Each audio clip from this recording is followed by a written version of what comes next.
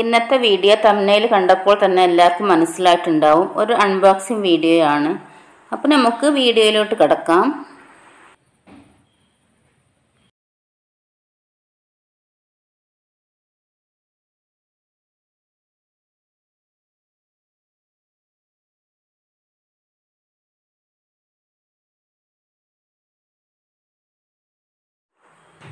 ബോക്സിൽ നമ്മൾ ഗ്രൈൻഡറിൻ്റെ പാത്രവും മോട്ടോറും കാണുന്നുണ്ട്. ബോക്സിൽ നിന്ന് എല്ലാ സാധനങ്ങളും പുറത്തേക്ക് എടുത്തു. ഇത്രയും സാധനങ്ങളാണ് ഈ ബോക്സിൽ ഉണ്ടായിരുന്നത്. ഈ ഗ്രൈൻഡർ ഓറിയന്റ് എന്ന കമ്പനിയാണ് നിർമ്മിച്ചത്. 2 ലിറ്ററാണ് ഇതിൻ്റെ കപ്പാസിറ്റി കൊടുത്തിട്ടുള്ളത്. പിന്നെ കുറഞ്ഞ വോൾട്ടേജിലും ഇത് പ്രവർത്തിക്കുന്നതാണ്. ആദ്യമൊക്കെ നമ്മളെ വീടുകളിലൊക്കെ അമ്മിയും ഒരലും ഒലക്കൊക്കെ ഉണ്ടാവും. ഇപ്പം നമ്മൾ ആരെ വീടുകളിലും വളരെ ചുരുങ്ങിയ വീടുകളിൽ മാത്രമേ അമ്മിയും ഒരലും ഒലക്കൊക്കെ കാണുള്ളൂ. അപ്പോൾ അതിന് പകരമായിട്ട് പുതുതായിട്ട് ഇറങ്ങിയൊരു സാധനമായിട്ട് നമുക്ക് ഈ എല്ലാവരുടെ അടുക്കളയിലും ഇതിനെ വാങ്ങി വെക്കാം.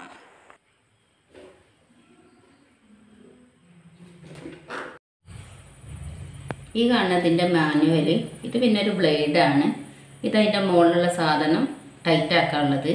ഇത് പിന്നെ അതിന് നമുക്ക് മാവ് എല്ലാ ഭാഗത്തു നിന്നും കുഴച്ചെടുക്കാനുള്ളത്. ഇത് പിന്നെ പ്ലാസ്റ്റിക് പോലത്തെ ഒരു ഇതും കൂടി ഉണ്ട്. ഇതും നമുക്കിതിന്ന് മാവ്, പത്തിരി മാവ്, ചപ്പാത്തി മാവൊക്കെ കുഴച്ചെടുക്കാനുള്ളതാണ്. ഇത് പ്ലാസ്റ്റിക് കൊണ്ട് ഉണ്ടാക്കിയ ഒരു ബ്ലേഡ് പോലെയാണ് കാണുന്നത്. ഇതിൻ്റെ മെയിനായിട്ട് എന്തൊക്കെയുള്ളത് നമുക്ക് നോക്കാം. ഇതിപ്പോൾ ഒരു അടപ്പാണ്. ഇത് കാര്യമായിട്ടൊന്നും ഇല്ല. അതൊരു അടച്ചിരിക്കാനുള്ളൊരു സാധനമെന്നുള്ളൂ. പിന്നെ അതിലുള്ളത് 2 കല്ലുകൾ ഇവിടെ ഇങ്ങനെ ഉണ്ട്. ഇവിടെ ഒരു വേറെ സാധനം കാണുന്നുണ്ട്. അപ്പോൾ ഈ കല്ല് ഇക്കാരം നമ്മൾ ഞോണാക്കുമ്പോൾ അങ്ങോട്ടും ഇങ്ങോട്ടും തിരിയുക. പിന്നെ ഈ സാധനം എന്ന് പറഞ്ഞാൽ അതിലുള്ള മാവിനെ അങ്ങോട്ടും ഇങ്ങോട്ടൊക്കെ ശരിയായ രീതിയിൽ കൊണ്ടുവരാനുള്ളതാണ്. പിന്നെ നേരത്തെ നമ്മൾ പറഞ്ഞു ഇതിനെ ടൈറ്റാക്കാനുള്ളതാണ്. അപ്പോൾ ഇത് ഇവിടെ ഇങ്ങനെ ഇട്ടിട്ട് ടൈറ്റാക്കി കൊടുക്കുമ്പോഴാണ് നമ്മളെ ഈ കല്ലുകളും ഇതൊക്കെ റെഡി ആയിട്ട് ഉണ്ടാവുക. ഇതിലുള്ള കല്ല് എന്ന് പറഞ്ഞാൽ അത് നമുക്ക് ക്ലീനാക്കി എടുക്കാനൊക്കെ എളുപ്പമാണ്. നമുക്കിത് എടുത്താലൊക്കെ കിട്ടും. അത് ഇങ്ങോട്ട് ഇവിടെ എടുത്ത് വെച്ചിട്ട് ഇതൊക്കെ ക്ലീനാക്കി എടുക്കാൻ നല്ല സുഖമാണ്. പിന്നെ ഈ പാത്രം വേണേൽ നമുക്ക് എടുക്കാം.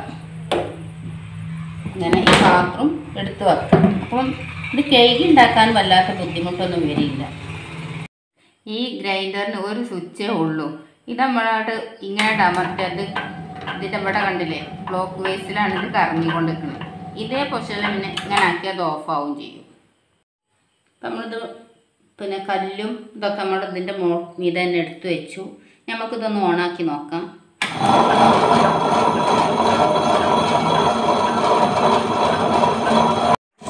ഞാൻ കുറച്ച് അരിയും ഉഴുന്നും കുതിർത്ത് വെച്ചിട്ടുണ്ട്. അത് അരക്കുന്ന രീതിയും കൂടി നമുക്കൊന്ന് കാണാം.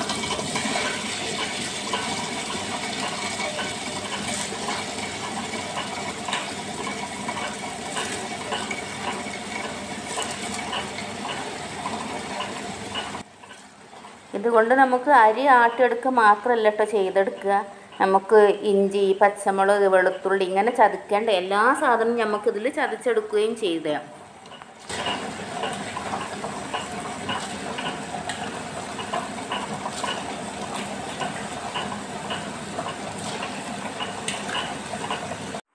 ഇപ്പം മിക്സിയിലൊക്കെ നമ്മൾ അരി ഇടുകയാണെങ്കിൽ നമുക്കൊരു ബേജാറുണ്ടാവും. കൂടുതൽ വെള്ളം ഒഴിക്കാതെ അരി മാത്രം അരക്കുകയാണെങ്കിൽ മിക്സിൻ്റെ ജാറ് ചൂടായിട്ട് മിക്സി കത്തിപ്പോകുക എന്നുള്ളൊരു ബേജാറ്. ഇപ്പോൾ ഇതിലരക്കുമ്പോൾ നമുക്ക് അങ്ങനത്തെ ഒരു ബേജാറൊന്നും ആവേണ്ട കാര്യമില്ല. കാരണം ഇതിലധികം വെള്ളമൊന്നും നമ്മൾ ഒഴിച്ച് കൊടുക്കേണ്ട. അരി കുറച്ച് വെള്ളത്തിൽ തന്നെ ഇട്ട് കൊടുത്താൽ നല്ലോണം അരിഞ്ഞ് കിട്ടും.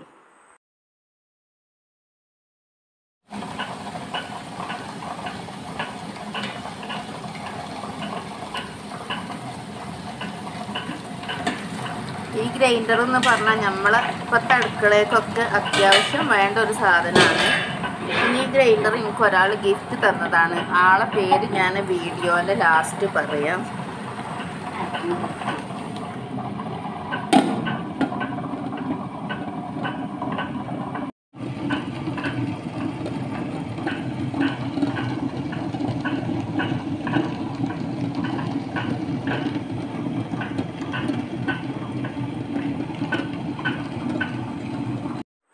പിന്നെ ഒരു പ്രത്യേകതയും കൂടി ഉണ്ട് കേട്ടോ. ഇതിൽ അരച്ച് ചുട്ട അപ്പത്തിനും ദോശക്കൊക്കെ നമ്മൾ ഉരലിൽ ഇടിച്ചിട്ടുണ്ടാക്കിയ അതിൻ്റെ അതേ ടേസ്റ്റ് തന്നെയാണ്. മിക്സിയിൽ അരക്കണേൻ്റെ ആ ടേസ്റ്റിലല്ല വരുന്നത്. കാരണം ഇതിൽ കല്ലല്ലേ, അതുകൊണ്ടായിരിക്കും.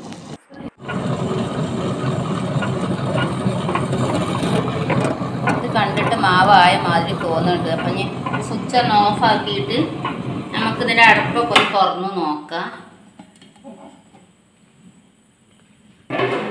ഞാൻ നായിനൊന്ന് നോക്കി നോക്കട്ടെ. സൂപ്പറായിട്ട് ആയിട്ടുണ്ട്. നല്ല ഉണ്ടോ, കരിയൊന്നുമില്ലാതെ നല്ലവണ്ണം അരിഞ്ഞ് കിട്ടിയിട്ടുണ്ട്. നമുക്കിതൊരു പാത്രത്തിലേക്ക് മാറ്റാം.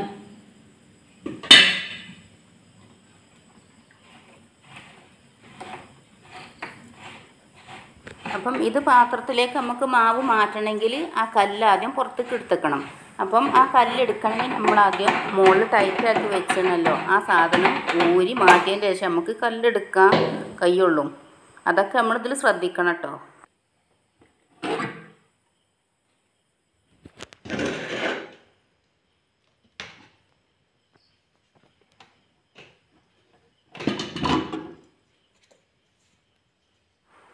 പിന്നെ ഈ മാവുള്ള പാത്രം എന്ന് പറഞ്ഞാൽ സ്റ്റീലാണ്. അതിൻ്റെ അടിഭാഗം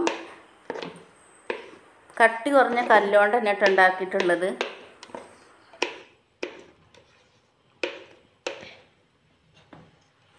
പിന്നെ ചില മാവൊക്കെ നമ്മൾ അരക്കുമ്പോൾ അതിൽ തരി വേണ്ടി വരും. അപ്പം ആ പ്രകാരം നമുക്കിതിൽ അരച്ചെടുക്കുക. ഇപ്പം നെയ്യപ്പം ചൂടാണെങ്കിൽ തരി വേണം. അപ്പം നെയ്യപ്പത്തിനൊക്കെ ഇതിൽ നല്ല രീതിയിൽ നമുക്ക് അരച്ചെടുക്കാൻ പറ്റും. എന്തെങ്കിലും പരിപാടിയൊക്കെ നമ്മൾ വീട്ടിലുണ്ടെങ്കിൽ നമ്മൾ മിക്സിയിൽ അരക്കാൻ മടിച്ചിട്ട് തോനുണ്ടാകുമ്പോൾ നമ്മൾ മിക്സിയിൽ അരക്കില്ല. അപ്പം നമ്മൾ വാടക ഗ്രൈൻഡർ വാങ്ങിക്കൊണ്ടുവരികയാണല്ലോ ചെയ്യുക. അപ്പോൾ ഇത് നമ്മളെ വീട്ടിലുണ്ടെങ്കിൽ അങ്ങനെ ഒരു വാടകൻ്റെ ഗ്രൈൻഡർ കൊണ്ടുവരേണ്ട ആവശ്യമൊന്നും വരില്ല.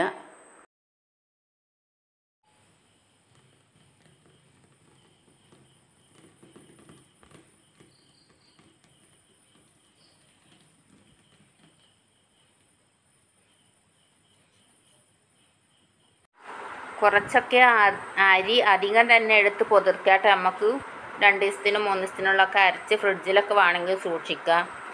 ഇതിൽ കൂടുതൽ ഇട്ടായിട്ട് അരക്കാനുള്ള സൗകര്യം ഈ പാത്രത്തിന് അകത്ത് നല്ല സ്ഥലമുണ്ട്. അതുകൊണ്ട് അങ്ങനെയൊക്കെ നമുക്ക് ചെയ്തെടുക്കാം. നേരെ മറിച്ച് മിക്സിൻ്റെ ജാറാകുമ്പോൾ കൂടുതലൊന്നും ഇട്ട് അരക്കാനൊന്നും പറ്റൂലല്ലോ.